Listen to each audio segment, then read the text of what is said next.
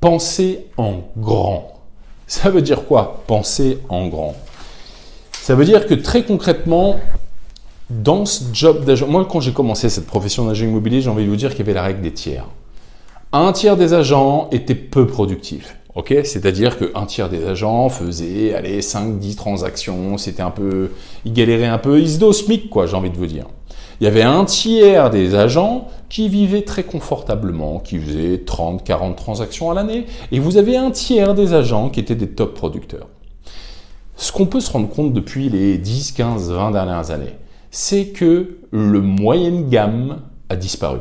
Et j'ai envie de vous dire que ce n'est pas forcément lié à notre profession d'agent immobilier, c'est lié à l'ensemble des industries, si je peux me permettre. Vous avez soit le low cost, soit le high tickets, c'est-à-dire le haut de gamme.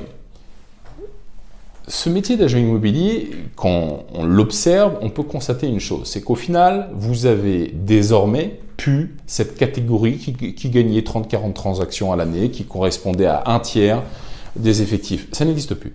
Vous avez 80% de la profession qui galère à gagner un deal par an, et j'exagère pas, très honnêtement, et vous avez une minorité d'agents, à savoir 15-20% des agents, qui font 80% du volume de transactions au sein de toute la profession. Donc j'ai envie de vous dire, votre job consiste à penser en grand et faire partie intégrante de ces 20% qui génèrent 80% des transactions dans la profession.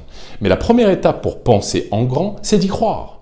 Croire qu'il est réalisable d'aller chercher 100-150 transactions par an. La première étape consiste à y croire fortement. À partir du moment où vous y croyez, vous avez une chance d'y arriver.